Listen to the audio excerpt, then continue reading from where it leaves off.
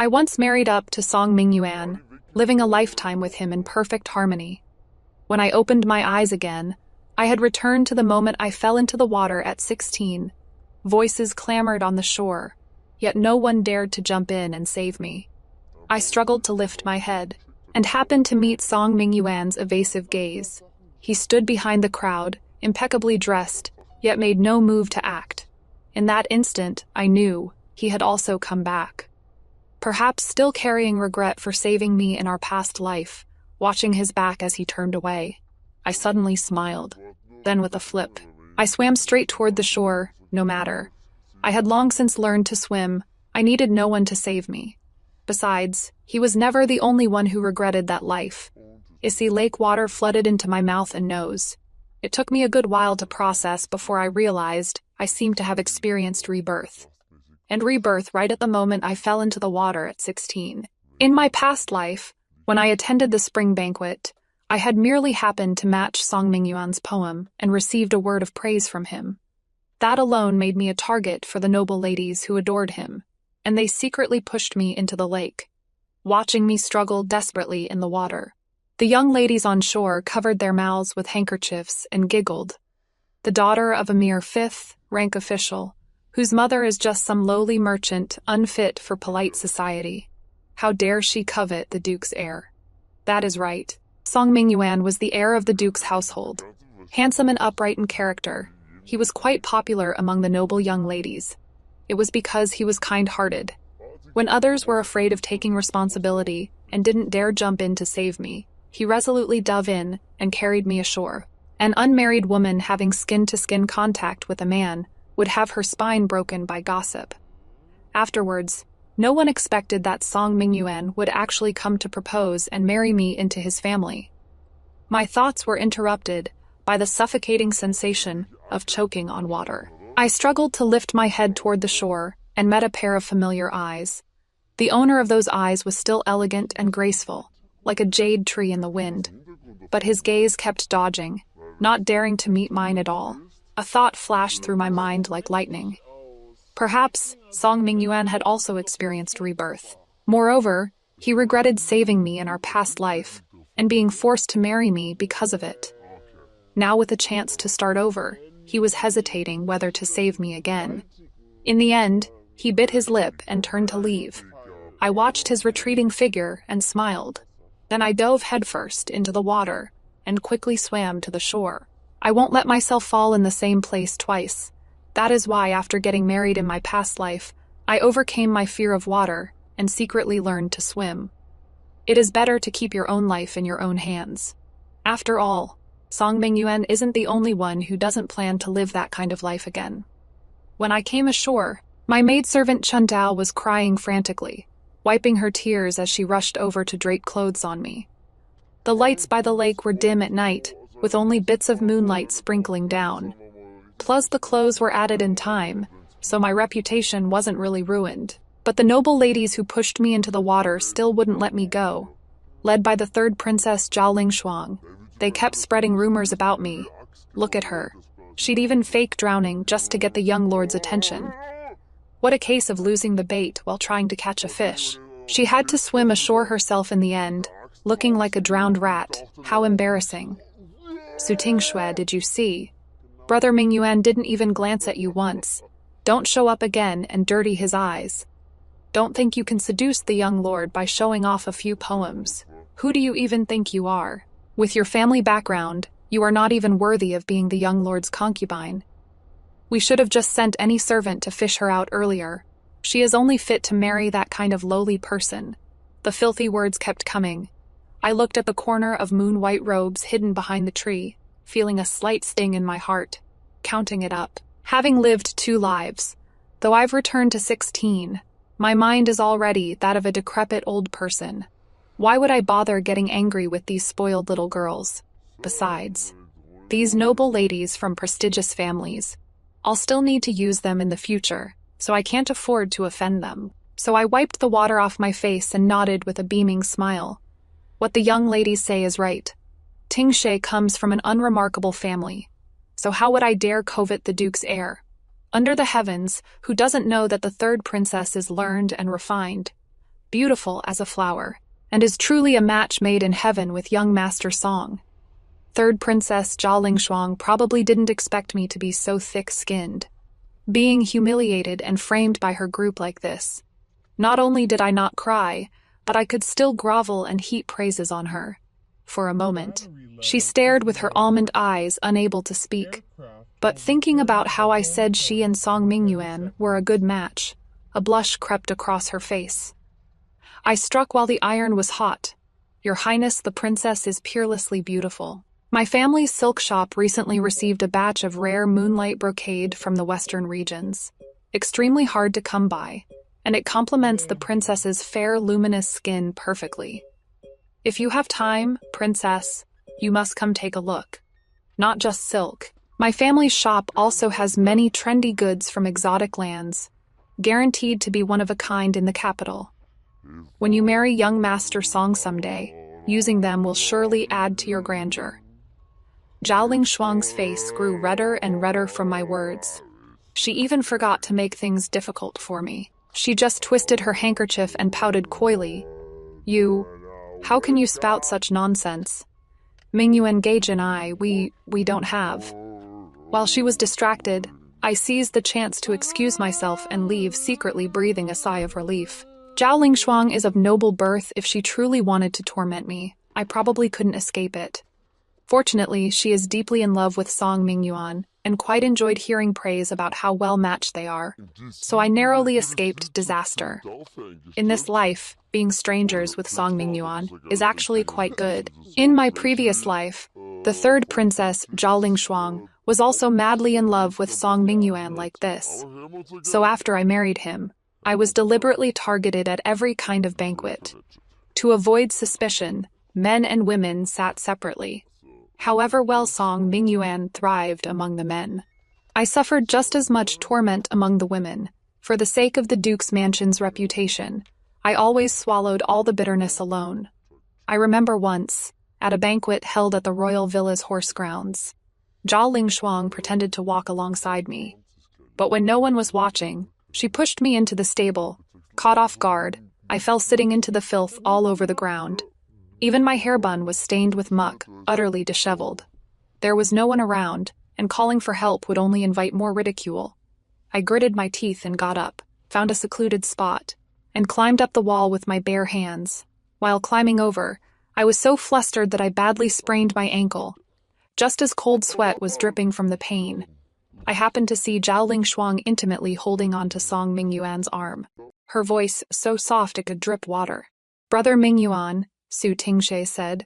"She wasn't feeling well and left first. It is late. Would you escort me back?" Song Mingyuan didn't even turn to glance at the female guest seats to verify, and responded to her in a gentle voice.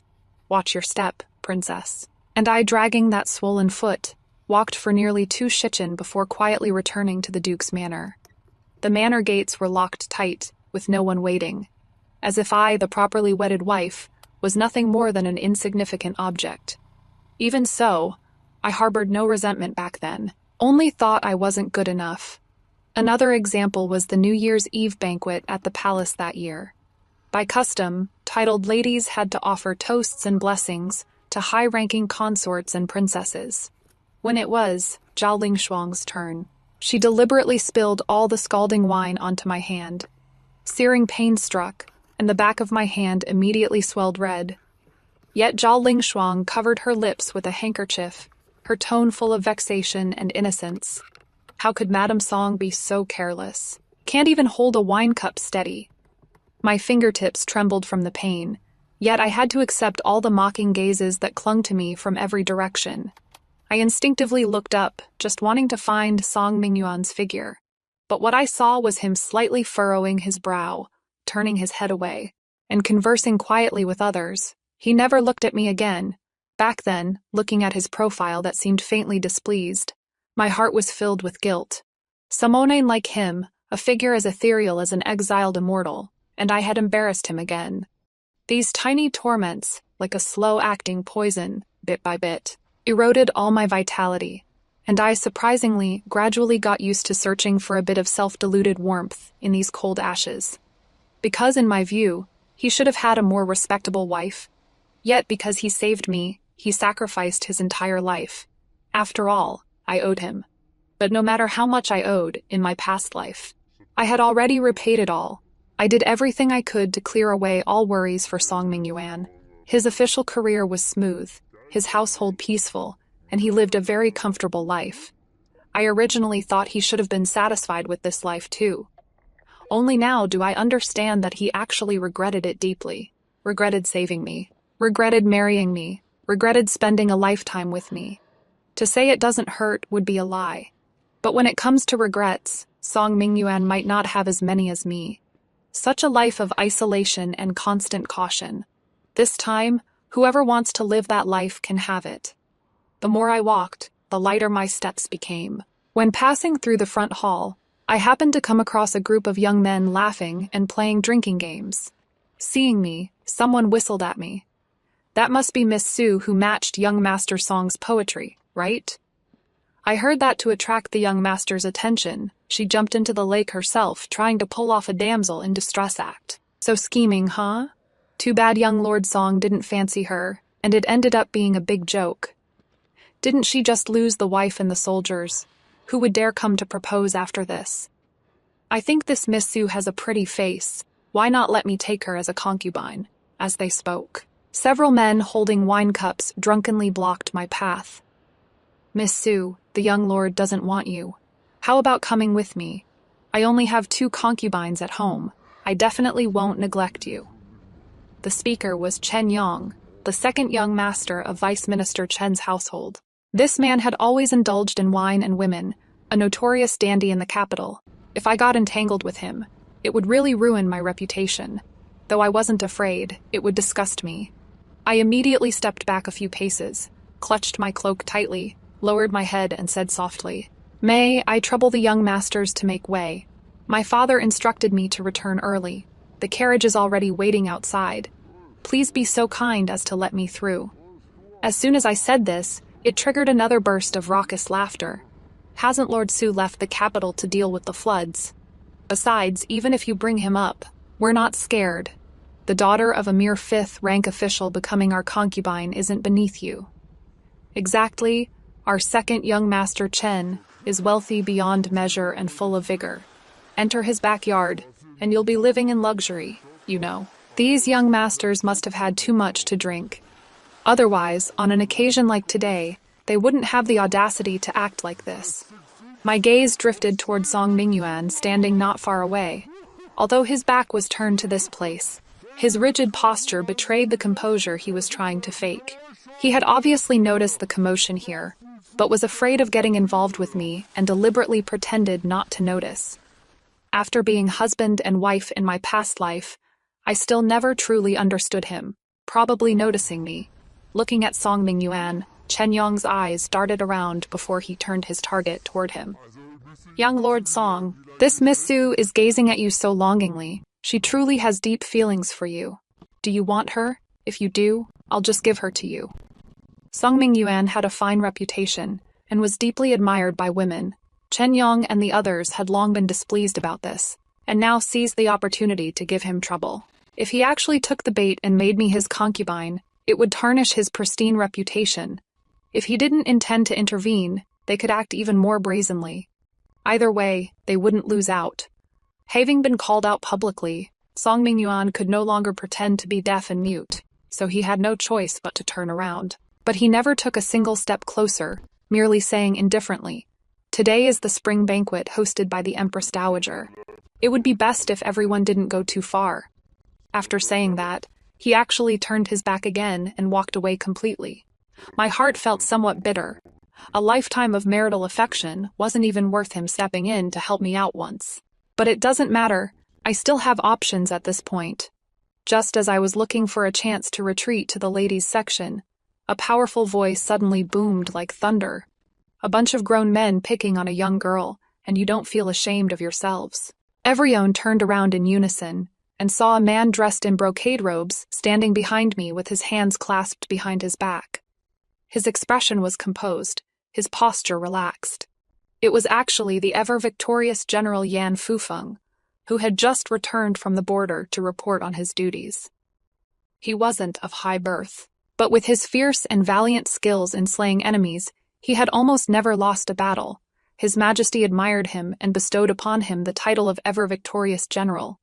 It is just that he was rarely in the capital and had no backing, so he wasn't taken seriously by these noble young masters. Sure enough, Chen Yang glanced at him, his face full of mockery. Oh my, I was wondering who it was. Isn't this our ever-victorious general? What is this? The great general's done killing enemies and switched to playing hero saving the beauty. Yan Fufeng wasn't intimidated by him. He stepped forward and planted himself right in front of Chen Yang. He was tall and built with solid muscle, standing there like a small mountain, radiating an overwhelming presence. He narrowed his eyes, his tone chilling. If the soldiers defending our homeland are protecting scum like you, who bully the weak, then I'd rather resign to His Majesty tomorrow and go home to farm. Chen Yang didn't expect that Yan Fufeng would not only refuse to give him face, but his words were so sharp and blunt, showing them absolutely no regard. In an instant, his face turned ashen, and his imposing manner weakened. You are so full of yourself. Don't make me go back and tell my father. Yan Fufeng glanced at him sideways, as if looking at something filthy. Pretty tough when bullying the weak, but scared enough to run to daddy when you meet a hard nut like me. Stop coming out and embarrassing yourself. Go home and curl up in your mommy's arms and keep sucking her tit. He had none of the dignity of a noble family, daring to say any crude words. A few of the noble young masters originally standing behind Chen Yang couldn't help but burst out laughing with a PFF. Chen Yang's face flushed bright red, but he had no way to deal with him. He definitely couldn't beat him in a fight. If he traded insults with him like some common street riffraff, he'd only lose more face.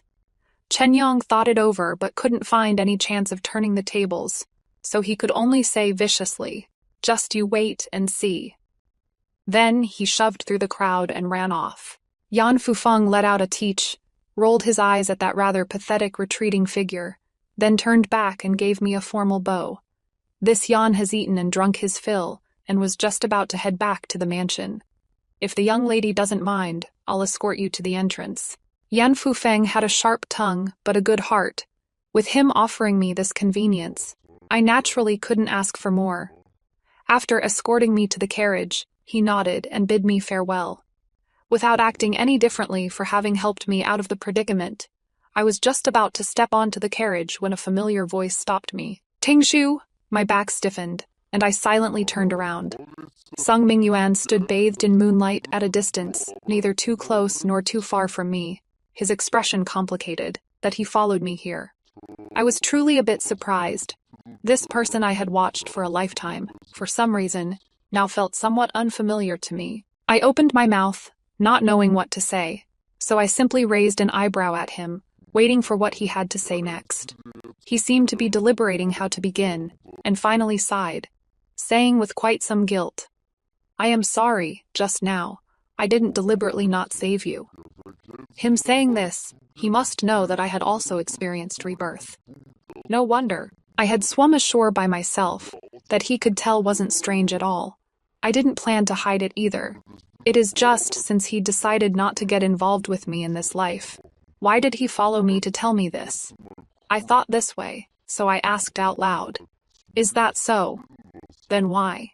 He lowered his head, seemingly guilty, his gaze not daring to meet mine. I was afraid that if I stepped in, it would be like in our past life, making the third princess target you even more. So he knew all along that I was verbally humiliated by them, saying I wasn't worthy of him, being isolated, being targeted, being smeared with filth. He knew all of it perfectly well. But when I naively wanted to bear everything alone, not wanting to cause him trouble, he never once thought of stepping forward to stand up for me. Only watched helplessly as I suffered all those grievances. Because he didn't love me, that is why he remained indifferent, right? Fortunately in this life, we can both live differently now. I let out an "oh" and turned around, getting onto the carriage swiftly. The young lord should hurry back. If someone sees you, be careful, you won't get what you wish for in this life either. I left calmly under Song Mingyuan's hesitant gaze, as if he wanted to speak but held back. But the sound of hooves drew closer, seeming to draw level with me. I lifted the carriage curtain to look outside, and happened to meet a pair of bright eyes, the moonlight reflected in his eyes, shimmering like rippling water. It was Yan Fufeng, the ever-victorious general who had rescued me earlier. He sat on horseback, greeting me with a beaming smile. "Is Miss Su all right?" I was slightly startled, understanding he was asking about how I was put in a difficult spot earlier, and replied sincerely, "Thank you, General. I am fine. Come to think of it, I should thank the General for coming to my aid." This was the truth. Without him, I probably couldn't have extricated myself so gracefully today. He waved his hand, completely unconcerned. It was nothing. They merely rely on their fathers and brothers for protection. When it comes to real ability, they may not have much. But you, Miss Su. His voice paused, his gaze toward me clear and bright, as if extremely interested. "I heard that you've been managing your family's business. Quite methodically." This topic pleased me, so I perked up a bit and felt less restrained. They're just some family shops passed down through generations, barely getting by. In this world, it is never easy for a woman to do business. Yan Fufeng nodded, non-committal. "Indeed, it is not easy. But where there is a will, there is a way. After the new year, my camp will need to purchase a batch of new winter clothes and bedding, but the quality from regular procurement is always inconsistent. I have an impertinent request. Might I trouble Miss to help me order a suitable batch of goods? As long as the quality is fine, the payment will certainly be no less than market price." This time, I truly couldn't hide my astonishment. I looked up in surprise, meeting his eyes that held a faint smile. This wasn't me doing him a favor.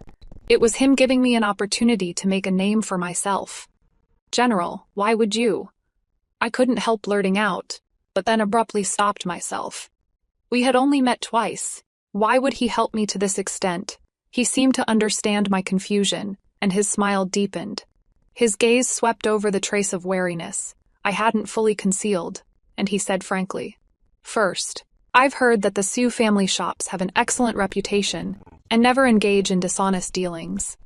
During disasters, they even distribute porridge and medicine, saving the common folk from suffering. A proprietor like that is worthy of trust. Second, I too was born from humble origins, earning my title of general through my own blade and spear. I've never been able to stand those useless sons of noble families. Whoever they want to humiliate, I'll go out of my way to help. As for the third reason, I noticed Miss Su has quite the courage. Most girls would have been in tears facing so many people bullying them, yet you seem to have everything under control, not scared at all. I was thinking, even if I hadn't spoken up today, you'd probably have found a way out on your own. So, I find you quite interesting, and want to see how far you can go if someone gives you a hand." I am quite interesting. Actually, I've just lived 2 lives. So my skin is thicker than a young girl's, that is all. Besides, I was already used to all that mockery and ridicule in my past life, and familiar with how those people behave. But Yan Fufeng's undisguised candor put me at ease. His words were arrogant and brazen. If they got out, he'd surely be criticized.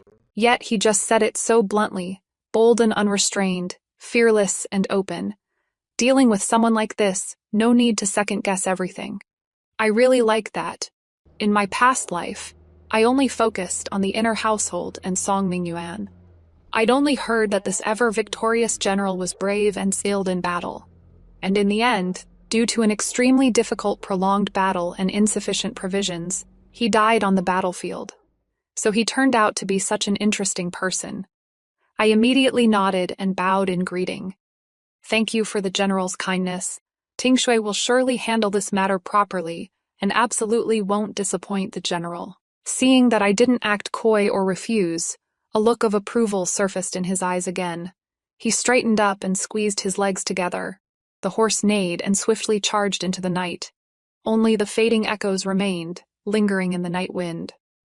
Then I shall await good news. In the days that followed, I devoted all my attention to procuring cotton clothes for the military camp. I handled everything personally throughout, not daring to slack off even a bit. Yan Fufeng would occasionally come to see me, keeping track of the clothing sewing progress together with me. He never put on airs as a general. Most of the time he dressed plainly, mingling in the warehouse or workshop, listening to the old craftsman's explanations, and watching me compare fabrics. Sometimes he would even ask questions with great interest. As this happened more often, the workers also went from their initial stiffness to becoming more natural. I got along very well with him, too. Yan Fufeng would share stories of the northern frontier's customs and sites, while I would talk about the differences between southern and northern trade routes. Back and forth, we surprisingly found that our views on many things aligned quite well. Days passed silently amid floating cotton fluff and soft laughter. The relationship between Yan Fufeng and me also seemed to quietly grow closer through these trivial everyday interactions. I really put a lot of thought into this batch of cotton clothes. Besides selecting top-quality cotton filling that was fluffy yet resistant to clumping, when patting the cotton between layers, I also drew on the framework principles of southern paper kites and the waist-cinching design of northern leather coats. I also specifically hired skilled old craftsmen, using extremely fine yet tough rattan hemp thread. Inconspicuous grid, like partitions, were made inside the cotton coat's lining. This not only prevented the cotton filling from bunching up unevenly during movement, but also made the whole garment fit the body better, reduced drafts, and allowed for more agile movement. The outer layer used dense, wear-resistant fabric, dyed a dark navy blue that wouldn't easily show dirt. The collar, cuffs, and areas most prone to wear were all quietly reinforced with an extra layer.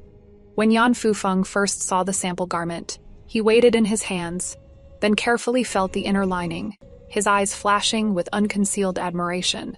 Light, warm, and takes into account the soldier's needs for drilling and combat. "Miss Su, your ingenuity is truly remarkable." His words settled my heart and stirred a faint joy within me. It was the satisfaction of having one's hard work recognized by someone who truly understood. It was praise for Su Tingshe herself. In my previous life, throughout my entire existence, I was merely an appendage to Song Mingyuan, a mere object belonging to the Duke's residence. When had I ever experienced such respect? This time, I really must thank Song Mingyuan for his grace of not saving me. A large batch of cotton coats was sent to the military camp before the first snow. Not long after, news came that the soldiers were full of praise for the new clothes. They all said they were warmer and fit better than those procured in previous years, and wearing them while running didn't affect their movements at all. Somehow, this news reached His Majesty's ears. During a morning court session, he publicly praised Yan Fufeng with the words "handles affairs properly, shows care for the soldiers." Though he didn't directly mention our Su family, this was already a tremendous affirmation. Yan Fufeng said he wanted to thank me and reserved a private room at the renowned Zuisian Tower in the city. That day I arrived about a quarter-hour early and was led by a waiter to a window-side private room on the second floor to wait. Outside the window was a bustling street market, while the interior decor was exquisitely elegant. Two completely different worlds. I was calculating the ingredients for a new batch of cosmetics when the door to the private room was rudely pushed open. The one who entered was actually the third princess, Jia Lingshuang.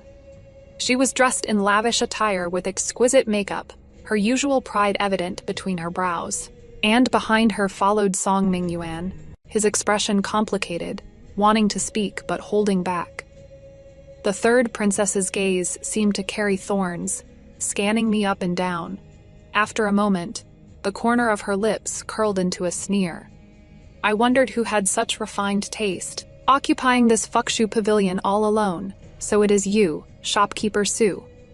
She deliberately emphasized the word shopkeeper, her eyes glancing toward Song Mingyuan beside her, speaking with pointed meaning. What now even lowly merchants want to pretend to be cultured? "Brother Mingyuan, don't you agree?" A trace of embarrassment flashed across Song Mingyuan's face. He glanced at me, his lips moving slightly. He seemed to want to say something. But under the third princess's expectant gaze, he ultimately avoided my eyes and said in a low voice, "Princess, since someone is already here, we can simply find another place." The third princess let out a scornful laugh. Not only did she not leave, she even took a step forward, getting closer to me. This princess has taken a fancy to this very room. "Brother Mingyuan, we sit in this room every time, and I want this one. Su Tingshe, you are just a merchant's daughter, Instead of staying in your shop counting on an abacus, you come here to pretend you are cultured. Have you even considered whether you are worthy?" She shot me another sidelong glance, her tone harsh. "Could it be you are still harboring delusions? Found out Brother Mingyuan would be here, and shamelessly chased after him, thinking you could use some underhanded tricks to latch onto another high branch." Her words were extremely nasty. If it were my past life being publicly humiliated like this, I would have probably been too mortified to show my face.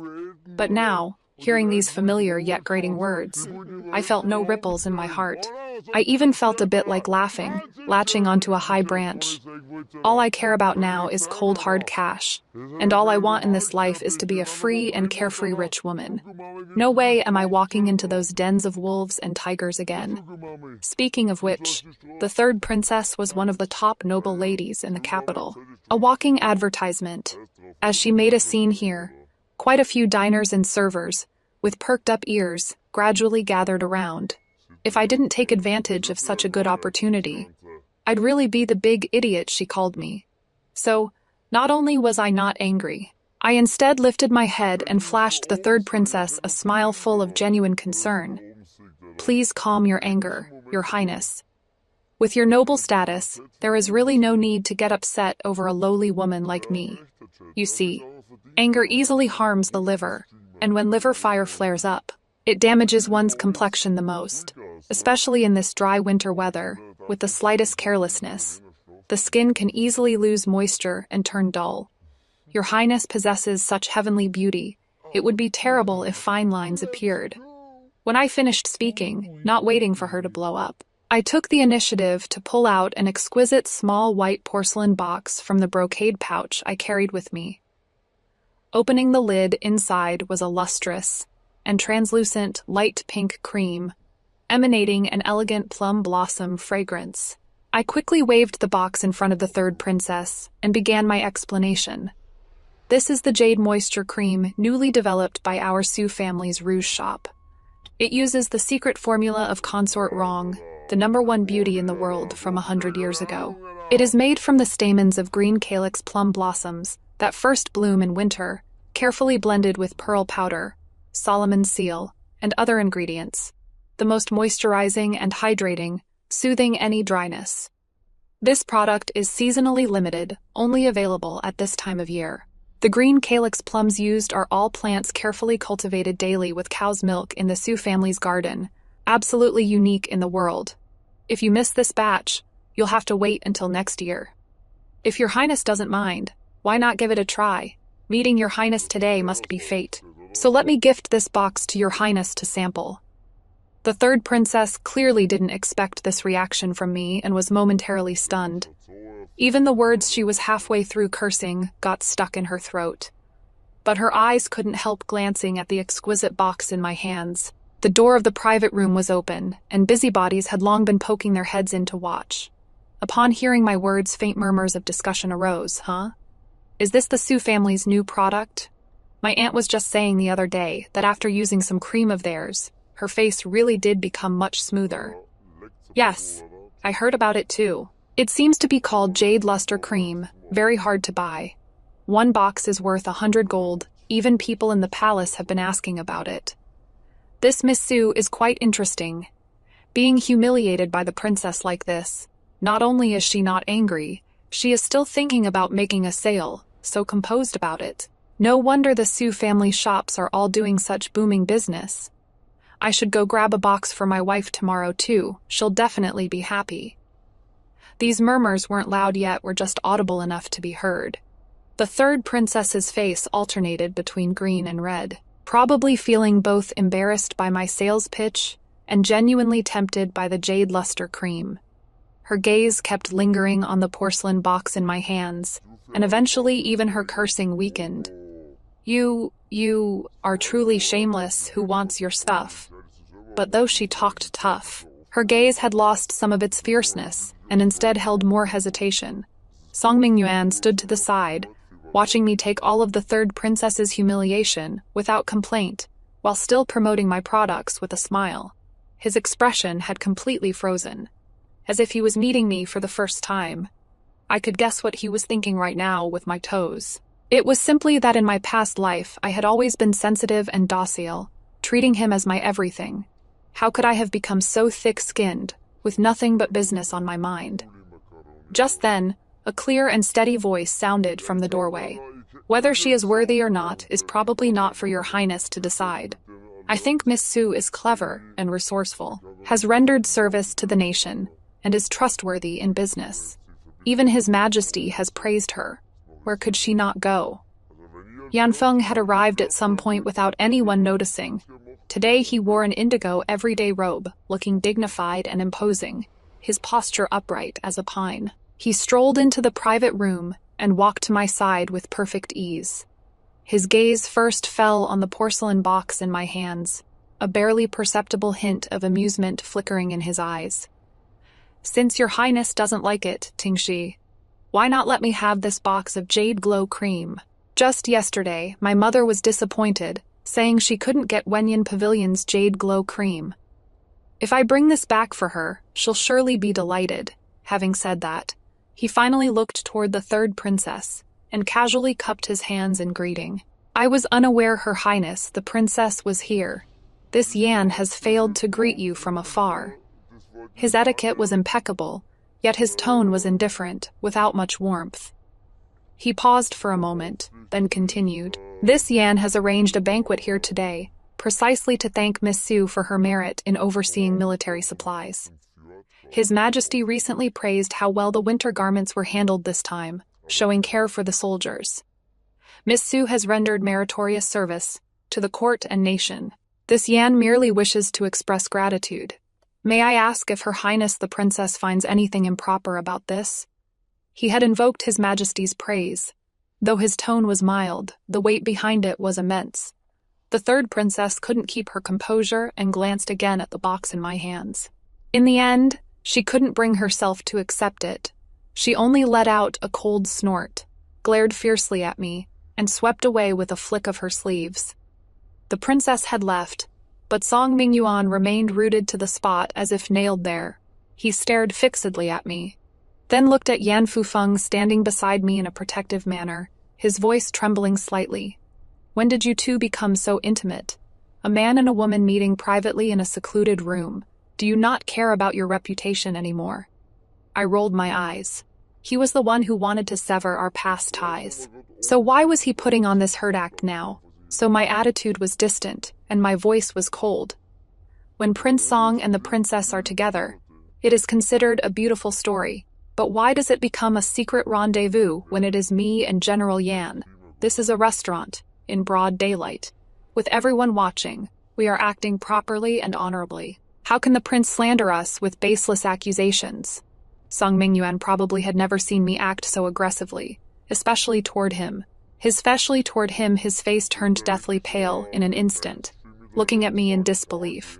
He surely couldn't understand why I greeted the princess, who humiliated me with a smile, yet spoke so harshly to him.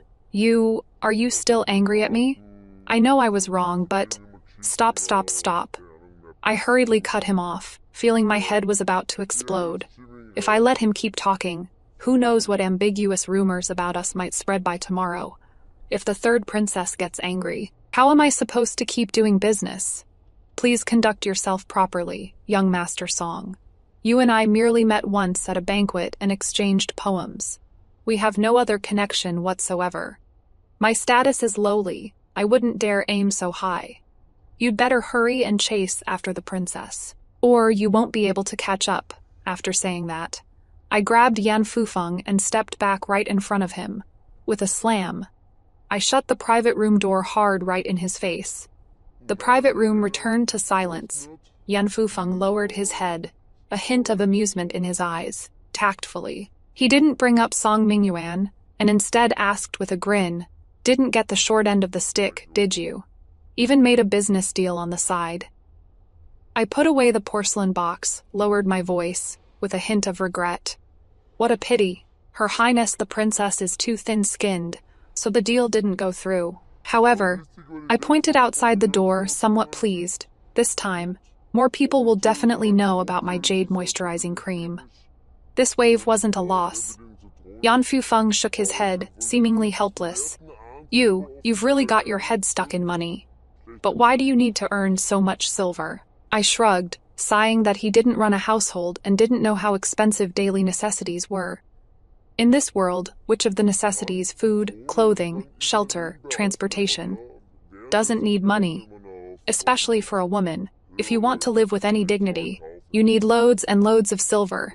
I am going to earn lots and lots of money, and when I am too old to get by, I'll find a poor and easy-to-control man to marry into my family. Then I'll be in charge of my own life, and never give anyone the chance to control me. Yan Fufeng was stunned, seemingly not expecting these words from me. A moment later, he suddenly burst into laughter. While laughing, he reached out and braced his hand against the wall, trapping me in the middle. Although this Yan isn't exactly poor, I am very easy to control. I wonder if I have a chance to become Ting Shu's live-in husband. I opened my mouth, stunned on the spot by his words. Yan Fufeng was certainly many times better than Song Mingyuan, but he is a general. How could I possibly control him? No way.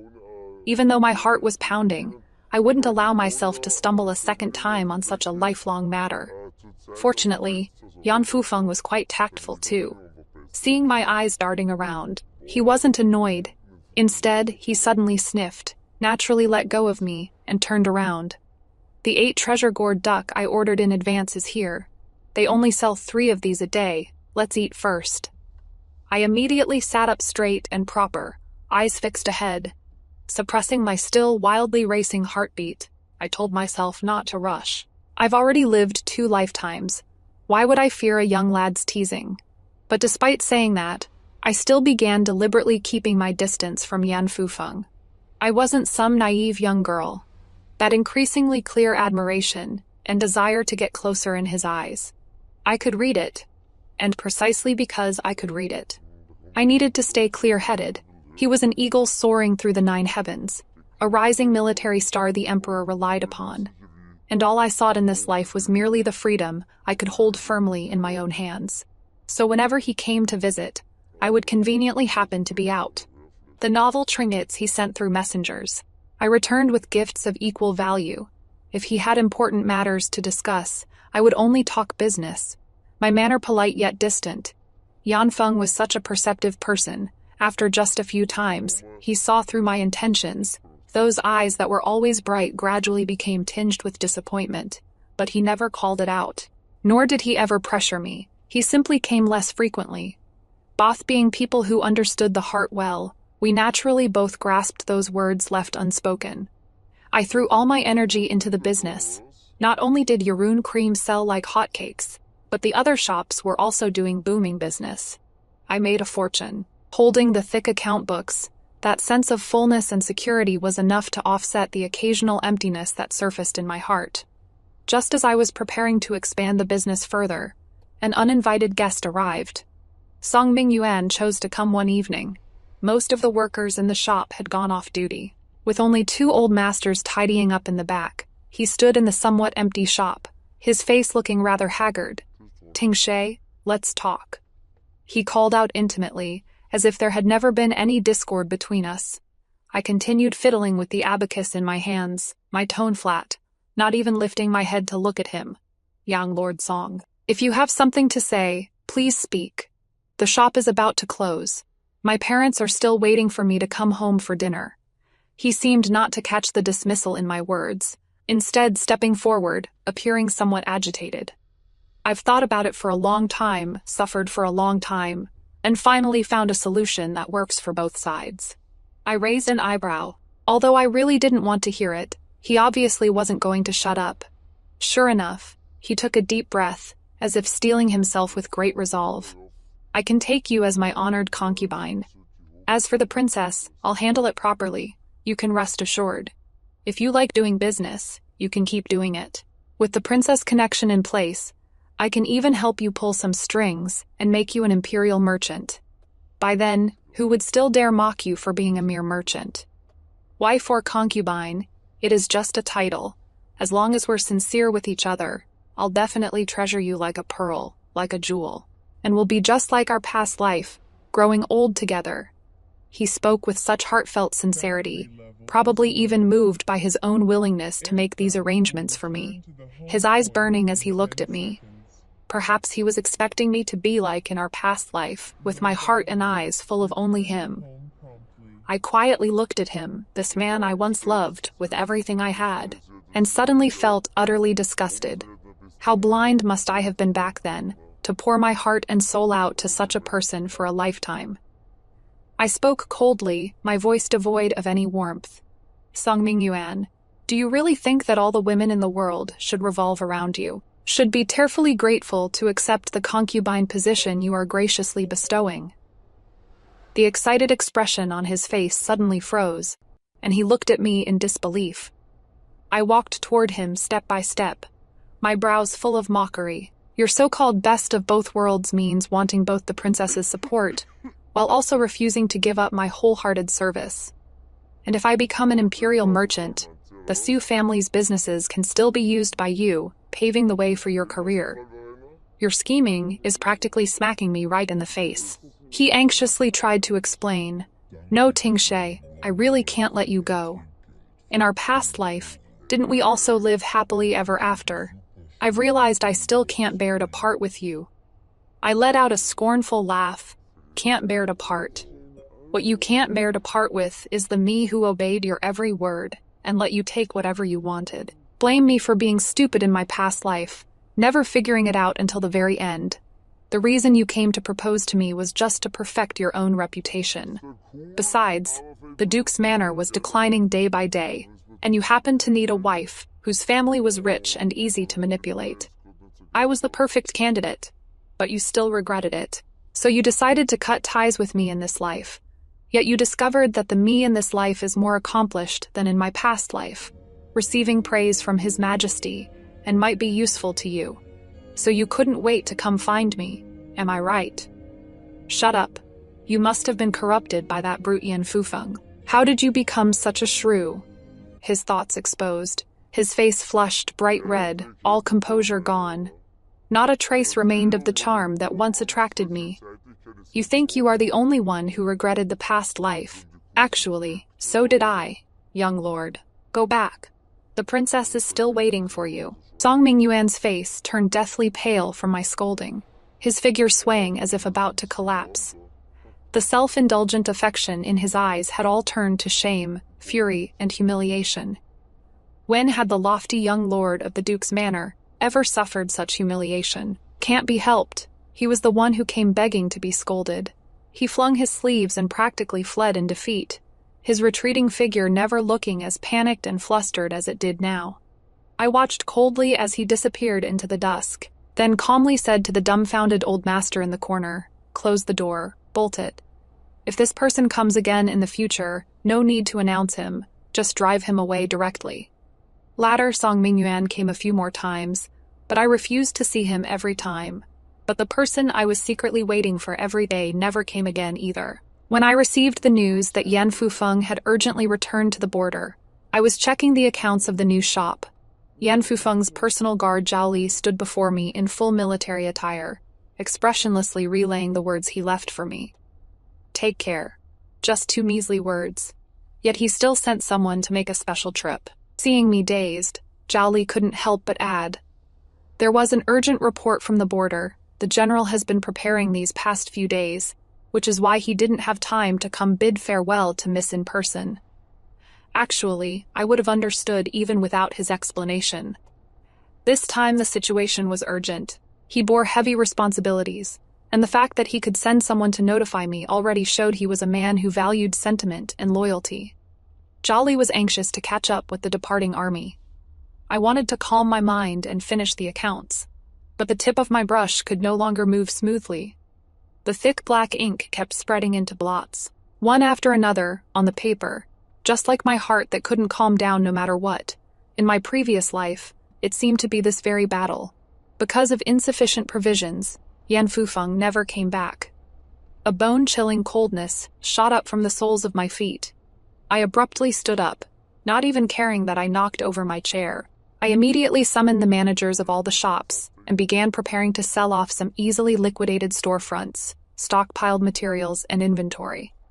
Then I withdrew all available cash, mobilized every connection I could use, and contacted reliable grain merchants, horse teams, and escort agencies. I personally stepped forward, sparing no cost, and in the shortest time possible gathered enough provisions and medicine to sustain an army for several months. When my parents learned what I was going to do, they both encouraged me and told me to go ahead. When I signed the contracts, my hands were trembling. The old manager's voice was unsteady. "Miss, this is almost all of our family's fortune." My voice was unusually calm, only I knew my heart was beating so fast it was about to leap out of my chest. "I know, use the most concealed and fastest route to send it out. Don't worry about anything else. Money can be earned again, shops can be reopened. But there is only one Yan Fufeng. He must be safe and sound." Not until the news confirmed that the supply convoy had secretly departed did I collapse into my chair, completely drained. Looking at the warehouses and ledgers that were nearly half empty, I realized with unprecedented clarity for the first time that guy Yan Fufeng had somehow, without me noticing, barged his way into my heart. His weight was so heavy that I could stake everything I'd worked hard to earn without a moment's hesitation. The days of waiting were utterly agonizing. News from the border came in good and bad turns, and not a single day could I truly calm my mind to properly manage my business. But what finally came through secret channels was actually the worst news of all. Yan Fufeng led light cavalry to lure the enemy deep, mistakenly entered a canyon, encountered an ambush, and his remains were incomplete.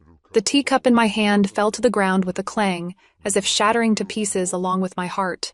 I bent over, pressing hard against my violently aching chest. When I came back to my senses, my face was already covered in tears. For a whole half-month, I felt like an empty shell without a soul. My parents watched me with deep worry. I simply moved into the shop, wanting to numb my senses with busyness. But in the dead of night, my heart still felt terribly empty. I sat by the window, murmuring to the flickering candlelight. What a heartless man, swindled all my family fortune, yet couldn't even come back himself. If I'd known, I would have devoured you completely and kept your seed first, so I wouldn't have to pick and choose for a live-in husband again. The emotions suppressed for days finally seemed to find an outlet. I buried my head in the crook of my arm and burst into loud sobs. "You bastard. So useless. Ate so much of my grain yet couldn't even keep your life, making me lose both the man and my money. What a huge bastard." Just as I was crying uncontrollably, the window lattice suddenly made a very faint sound. I looked up alertly and saw a dark shadow sweep into the room like a specter, landing silently in front of me. The newcomer was dressed in all black night clothes, face covered, with only a pair of eyes showing. I stepped back in shock, about to scream. But then those eyes curved up under the moonlight, vaguely familiar. "It is not too late to stay now. Come on, do whatever you want with me. I absolutely won't resist." The voice was somewhat deep and hoarse, also annoyingly flirty, not quite familiar. But the other person had already pulled off the face cloth, revealing dark stubble on his jaw. He was travel-worn and dusty, yet the smile at the corner of his lips grew wider and wider. With that punchable face, who else could it be but Yan Fufeng? He pressed one hand on his waist, making a show of pulling off his sash, while taking large strides, getting closer and closer to me. "Do you prefer I undress myself or you help me undress?" The wind and sand carrying the scent of cedar swept over my senses. I snapped back to my senses and jumped up, pointing at him and stammering, You stop right there." He obediently stood in place, a hint of grievance showing in his eyes. "I specially bathed before coming. I don't smell. Want a sniff?" I opened and closed my mouth. Clearly there were so many things I wanted to ask, but in the end only one sentence came out. Weren't you supposed to be dead without a trace?" It was a feigned death to lure the enemy. I didn't say goodbye to you in person, yet I'd eaten so much of your provisions, so I just wanted to end the battle quickly. Thanks to you, the Northern DI have been completely crushed and shouldn't invade again for decades. I was afraid you'd be heartbroken if you really believed the news of my fake death, so I rushed back without stopping. His Adam's apple bobbed, and he reached out a finger, as if wanting to wipe my tears. His hand stopped midair, then dropped back down as he tentatively spoke. "I am fine. Don't cry anymore." I exploded the moment I heard that. Feelings are something you really shouldn't get involved with. I was clearly known for being ruthless in the business world, and I'd even deliberately rejected him before. Yet here I was, being all dramatic and hiding away to cry over him in secret. And he caught me red-handed. How embarrassing. So I could only put on a tough front. I am just crying because all my assets are gone. Upon hearing this, Yanfeng's gaze turned so soft, it seemed like water could drip from it. "Yes, thanks to you. During our most difficult time, you saved the lives of most of our brothers. You also gave us peace of mind, allowing us to thoroughly defeat the Northern DI. The fortune you worked so hard to build up was all spent by me. Fortunately, I still have some left, and might have even more in a while. Plus, I have a good temper and am especially easy to push around. So I want to ask, am I qualified to marry into your family? Boss Su?" The candle wick crackled with a snap. The room fell completely silent, only the sound of our 2 heartbeats, so loud they almost drowned out everything else. "This, hard to say, but since you've already bathed, why don't I inspect the goods first? After all, I am recruiting a husband to marry in. If the body isn't up to par, I won't be able to bear healthy and strong child." The unfinished words were sealed in my mouth. The night was still long. When the golden March sunlight blanketed the long street, I sat in the 8-bearer palanquin heading to the general's manor. The wedding dress on me was red like fire, the phoenix crown on my head so heavy it weighed down my neck. But my heart felt like it held a bird, fluttering and wanting to take flight. Outside, gongs and drums thundered, everyone discussing how this spectacle rivaled a princess's wedding. This was not only Yan Fufeng's honor, but also the grace bestowed by the emperor. The marriage was personally bestowed by the emperor, along with the imperial edict, officially conferring me the title of imperial merchant.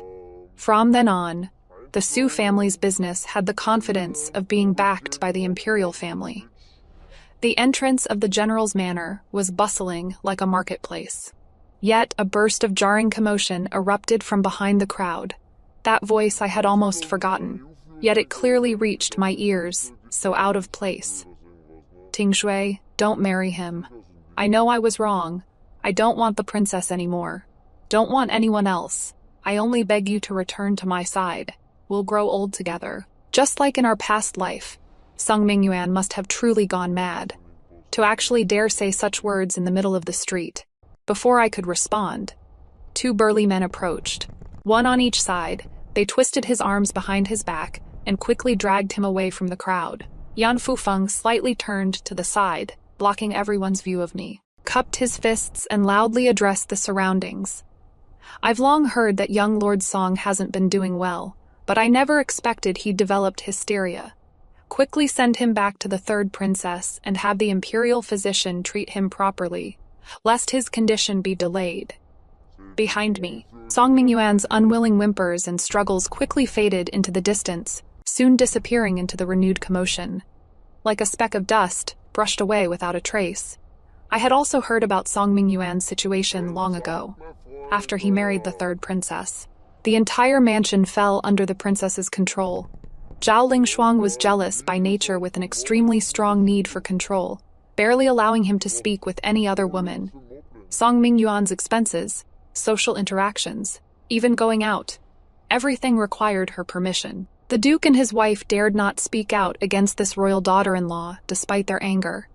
The original servants in the mansion were sold off at the slightest displeasure. Rumor had it that even maid Song Mingyuan glanced at one more time, would vanish without a trace the next day. Song Mingyuan's life as a prince consort was utterly suffocating. Occasionally, when drunk, I heard he would mutter about me. But so what? The honor he coveted became his cage, and the sincere heart he abandoned no longer belonged to him. Red candles burned brightly. The night was deep and quiet. In the bridal chamber, Yanfeng placed a small personal seal into my palm. His brows and eyes held a smile, his gaze reflecting only me.